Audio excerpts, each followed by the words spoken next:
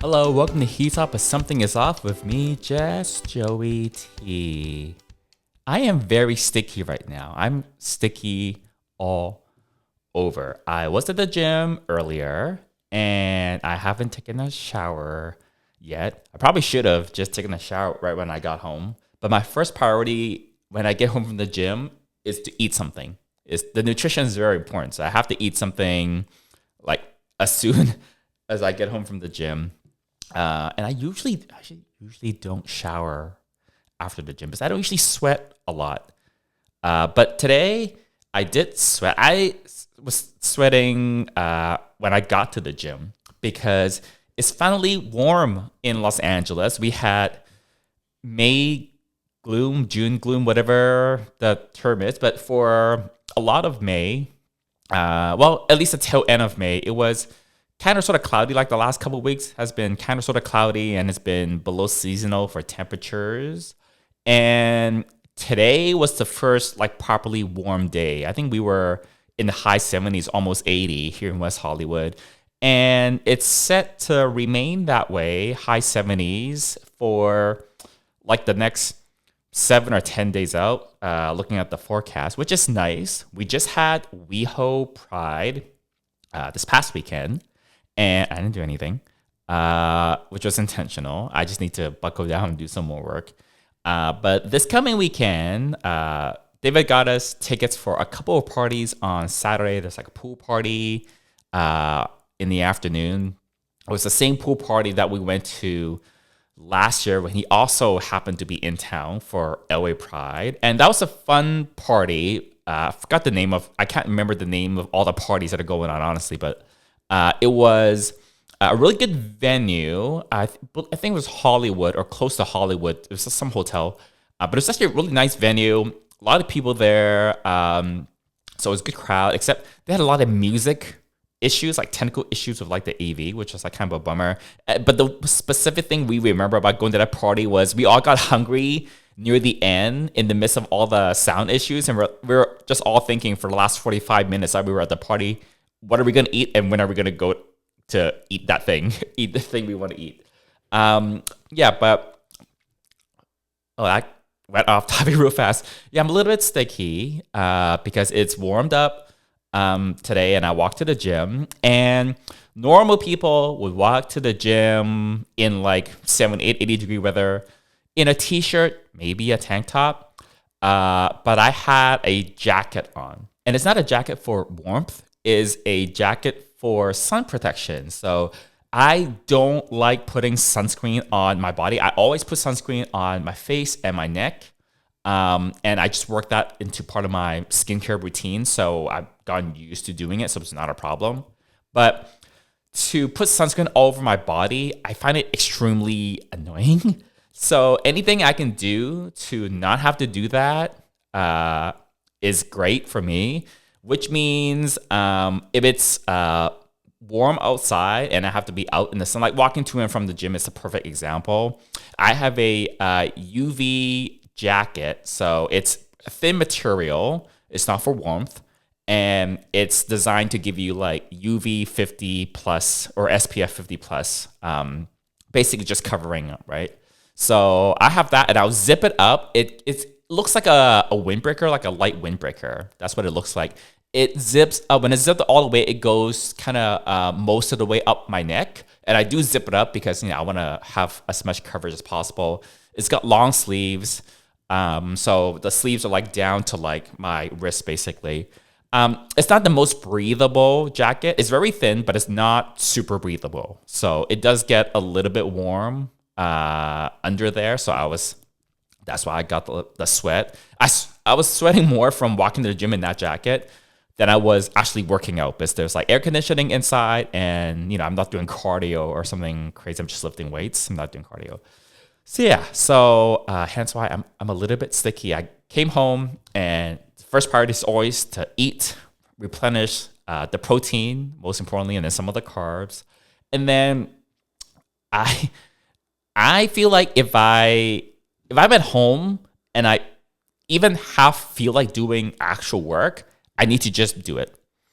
because it's somewhat fleeting, the times at home where I feel like doing work. I found out that I don't usually like, I'm not in the mood to do work in the mornings. But in the afternoon and especially the evenings, if I'm working, once I start working, I can just kind of usually just keep on working. Um, so yeah, and when I got into the gym after 8, I was like, I kind of feel like working. Let's just take advantage of that feeling and just do some work. So I just did some work for an hour. It was very productive. It was great. I got some work done that I really need to get done. By the way, if you follow my other website, it's a great video coming out on Monday. A really, really great video. So I encourage all of you to check that out. Anyways, the other reason I'm really sticky, I could talk about this the whole day, honestly. The other reason I'm really sticky is for these parties that we're going to go to on Saturday. I haven't been to parties in a while. It's now summertime. I want to get a little bit of a tan because I'm usually pretty pale. There are photos of me being out and about at the beach or a party or wherever in broad daylight, posing with other people, friends in the photo, and I'm like the palest one because I avoid the sun. Right? I have this like UV jacket that I wear all the time when I'm out. I'm thick layers of sunscreen on my face and on my neck. I try to cover up. I try not to be in the sun. I don't go sunbathing. It's not a thing that I do. So as a result, I'm pretty pale. But for if I go to parties and stuff, I try to do like a self tan at home. So any of the party trips that I take, even the collab trip that I went on in April, I have to look good on camera, right? It was like a almost 2-week trip. So I did a self tan thing in my bathroom at home, like the day before I left for the airport. And because it was a longer trip, I prepared to basically top up the tan like partway through the trip. So I got a travel size bottle of the self tanning stuff, and I had a exfoliation mitt and a tanning mitt, like the application mitt, that I threw into the luggage. So, and I also marked down like, okay, which day during the trip would it be somewhat convenient to top up the tan and like rub this stuff all over me, because it takes like 3 hours. It takes like 45 minutes for me to apply it, and it needs to sit for like 2.5 to 3 hours for it, and then I have to rinse it off afterwards for that particular product. But the thing was, I think with that product, I'm starting to get allergic to it for whatever reason. And while I was in Bangkok, partway through it, there were parts of my skin that got really itchy. I think it was probably because of a tan, maybe it's because of something else. But yeah, it was like some sort of allergic reaction. So I was thinking, okay, I don't want to look completely pale for these 2 LA Pride parties we're going to. There's like the afternoon party that's like poolside at some hotel. It's going to be out in the sun. I don't want to look super pasty. And I don't want to get an actual tan because I like the sun damage. But I'm allergic. Maybe I'm developing an allergic reaction to the stuff I usually use, which I kind of like. Is a express, quote unquote, tan product where you rub it all over you and you just let it sit for up to 3 hours, and then you just rinse it off and then you're done. So it's like a fast acting one. So you can just like get it over with in one afternoon or one evening or whatever, and then you're good to go for about like 5 to 7 days. It's actually pretty good. But I'm thinking, okay, well, I shouldn't try to use that same stuff because it seems like I got an allergic reaction to it while I was in Bangkok. Let's try to use something else. So I got this gradual self-tanner yesterday at the drugstore. And it's one that's like very popular, highly reviewed, blah, blah, blah.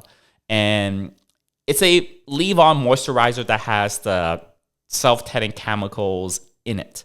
So you put it on like body lotion. But the thing is, I don't like body lotion because it's sticky. It's like when I go to bed, if I go to bed and I've put on lotion before, it's just like the way it feels when my legs are like rubbing together. It's just like, it just doesn't feel very nice. I'm just not used to having lotion applied to my body, especially like to my legs and arms, when like your arms rub up against your torso, or like when your legs like rub together when you're like trying to fall asleep. It's not very nice. So I did that last night, managed to sleep through it. And then I was thinking, well, this is like a gradual tan product. So I only have like 2 more days before it's like the weekend, 2 or 3 more days before it's weekend. So let's apply it like twice a day. So this morning I applied it again to kind of like build up the whatever, right? Um, but I forgot that it's not a good idea because it was warm today and also I'm going to the gym. So I'm at the gym and like I've already was sweating, beads of sweat dripping down my face before I even started working out when I got to the gym. And then when I started working out, and because of I was like so warm in sweat, I started to smell the self tanner on me, which is like it's not the most disgusting smell, but the chemicals they use in self tanners, they have a very distinct smell. If you smelled it once, like you'll know what it smells like. So I was like kind of sticky and sweaty at the gym while working out, smelling like the self tanning like chemical. So I was like a little self conscious about that at the gym. Luckily, it wasn't very busy at the gym, so it wasn't like a big deal. Yeah. So I can talk about anything for any amount of time. And just talk about how sticky I was for 10 minutes. How do you like that? Let's move it on to a different topic. Yeah, it is Pride here. And yeah, Saturday is, I think, the only Pride thing I'm going to do. So David got us tickets for a couple of parties. He'll be here for Saturday. Yeah, and that's it. So yeah, let's move it on. I talked at some length about the solo rates for the Atlantis cruise last week. It got a lot of more views than usual because YouTube tells me, at least on YouTube anyways, YouTube tells me how many people have watched each video. I know a lot of you guys really like the gay cruise advice, so yeah, feel free to ask me anything you might be curious about the gay cruises. Yeah, in the comments on the YouTube section, the YouTube version of this podcast, the video version, you can watch me with my messy hair. I tried to style my hair today for the gym. It didn't go very well. It was got really messy really fast. Yeah, feel free to leave a comment in the YouTube version of this podcast. Yeah, and I'd be happy to just answer any cruise related questions that you have. I've talked to different people about the rates going up. I haven't gone through the Facebook groups, which is kind of the Facebook groups, and there's one for at least one, sometimes two, for every single upcoming Atlantis cruise. And I know there are Telegram groups for every cruise as well, and those are a little bit more what's a good term for it? A little more off the rails, a little more uncensored, if you will. But I haven't actually looked up how many people are per se complaining about the rate increases. I've had a few people message me. I have a few friends message me just asking, "Oh, hey, did you book the cruise?" And like 3 people in particular said they booked the cruise. They booked a room for themselves just to like secure a spot on the ship on that sailing. And they know that they can add a roommate in later on if you want, or at worst, they can sell the room later. I've talked about this one episode I did specifically about, if you wanted to get on a cruise kind of sort of at the last minute, you usually still can because there's always multiple people trying to sell rooms leading up to the cruise, even up until like 1 or 2 weeks before, because there's always going to be people that book the cruise 9, 10, 11 months in advance. And then, when the sailing date approaches, for whatever reason, usually it's not within their control, or they just made a decision not to go. They can't go anymore. They chose not to go anymore, which is totally legit. So the thing is, the earlier you book, the more of a discount you get. They've got different discounts depending on if you're a alumni of Atlantis. That means you've kind of sailed or you did one of their resorts before. Then you get a alumni access before the general public. And you also get like sometimes a alumni pricing, which is like a little bit of a discount compared to like general public, someone who's never been with Atlantis before. And also, if you sail on the same ship from last year, the equivalent cruise from last year, you get first dibs, actually. And first dibs means you can book the exact same cabin, like the same cabin number, on next year's cruise. On next year's cruise, assuming it's like the same type of ship where like the layout is pretty much the same, and you get the first right to that room, and you get the first chance to rebook for that cruise. So yeah, I still have my booking, but we'll see. My credit card's gonna take a little bit of a hit.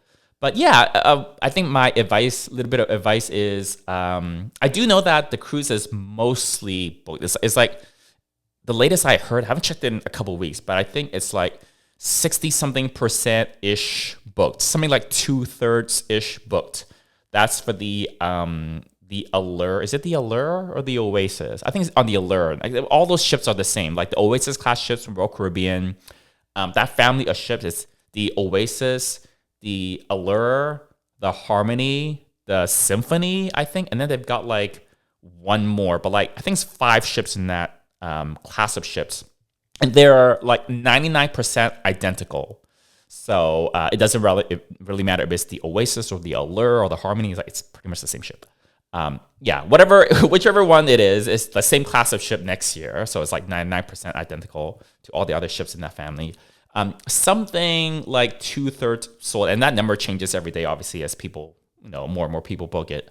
But despite that, don't feel pressured. If you're like on the fence about booking it, I think the reason to book it now and not later is because the rates will tend to go up over time. Okay, so if you don't mind putting some amount of money down for the cruise now, that's okay. They've got different payment plans. If you book directly with Atlantis, you can pay for the entire cost of the booking immediately, or you can break it down to like you pay like X amount now and then another Y amount in X months, something like that. They have like a few different payment schedules that you can pick, so you don't have to pay for everything now. I think they also do one where it's like monthly installments between now and when the cruise sets sail. So if you're okay to part with some money and pay like a deposit effectively to secure your name on the sailing, that's not a bad way to do it. I mean, that's what I've done, and these 3 friends that messaged me, that's what they've done, right? It's a little less hassle than trying to like get a room from someone else and buy from them, and then have to pay like the transfer fee, which is like usually $150. And it is likely that the rates of the rooms will go up later on if you wait like 6 months from now or something like that. So as long as you don't mind putting down some amount of money, a deposit, then it's fine to like book a room now, even if you're not sure. I'm pretty sure this cruise is gonna sell out. This cruise, the big cruise that's at the beginning of every year, it's sold out every year except for 2020. And 2020 was in January, and it was like a month before the COVID pandemic. So I don't think it was the pandemic that caused it to not sell out. For whatever reason, 2020 didn't sell out. But cruising is really hot right now. I talked a little bit about how just the entire cruise industry, they just can't keep up with the demand. And they're seeing more bookings than even pre-pandemic. And that extends to those trends, and the reasons for that extends to Atlantis as well. People are just still on a little bit of like a binge, like a travel binge post-pandemic. And somehow there are a lot of people that have not done cruises before that are like interested in doing cruises. And like I said before, a lot of people that have done Atlantis cruises, the vast majority of them, as far as I can tell, they like the experience and they want to go back. So I'm pretty sure that this cruise will sell out just like it has every year, barring 2020 for some reason. And yeah, not a bad idea. By the way, I don't work for Atlantis. I know people that I know Atlantis employees. I know people that volunteer for Atlantis. But I don't get nothing from Atlantis. I don't get any money or anything from them for like for me to give you this advice. I've spoken about some of the not so great things about Atlantis, like last episode where I said the fees for the solo bookings on next year's cruise is it's gone up like a lot.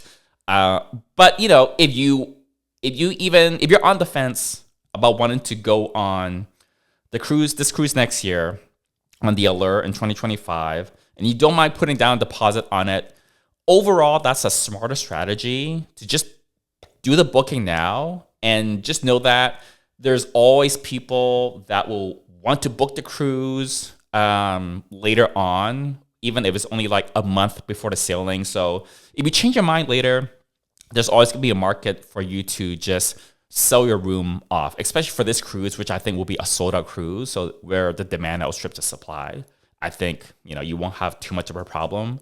But if you do end up wanting to go, you're on the fence now, and let's say you do the booking and then later on you're like, okay, I actually want to go on this cruise, then you have locked in the rate, whatever going rate is now, and not have to pay a higher rate later on. By the way, if you buy a room from someone else later on, Atlantis has to handle the transfer of the names. Like your name has to be on the reservation, right? Otherwise, you can't board the ship. You're not on the manifest.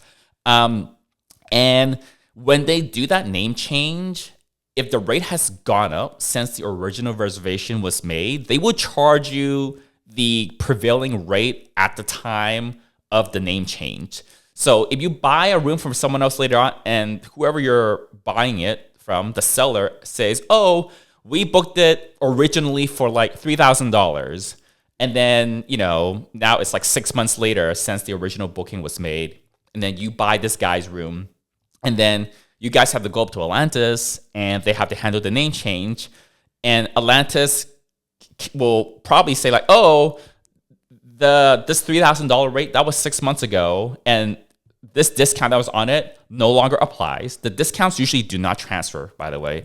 And also, the rate of the room, that's an old rate. The new rate is like $3,300. And this $100 discounts don't transfer. Now it's $3,400. And you have to pay a $150 transfer fee on top of that. That's like a name change transfer fee. It's usually about $150. So that's why I recommend just booking it now. If you're on the fence, you can always sell it later, especially on a cruise that's likely to be sold out. Therefore, there will be more buyers than sellers probably. And then if you end up wanting to go on it, if you're off the fence, then you've locked in the current rate. So that's my advice for those that are on the fence and they've got payment plans and things like that, which is what I've done. And these 3 friends have messaged me. They all booked the room for themselves, bit the bullet on the higher solo gratuities and port fees. If you add someone in later, if you find a roommate later, then obviously the port fees, you don't end up paying double because you now have like 2 people to a room, and then it goes back to like a lower a level. So yeah, that's my little bit of cruise advice for today. If you're on the fence, you're probably better off just booking it now, and then you can always sell it later. All right, that'll wrap it up for another episode of the podcast. I've got a lot more topics I want to talk about, but I'm trying to keep these to about half an hour, and I think I should probably take a shower now. It is getting real sticky with like this like self-tanning body lotion and the sweat and yeah, the smell. I think I should probably take a shower. So until next time, bye.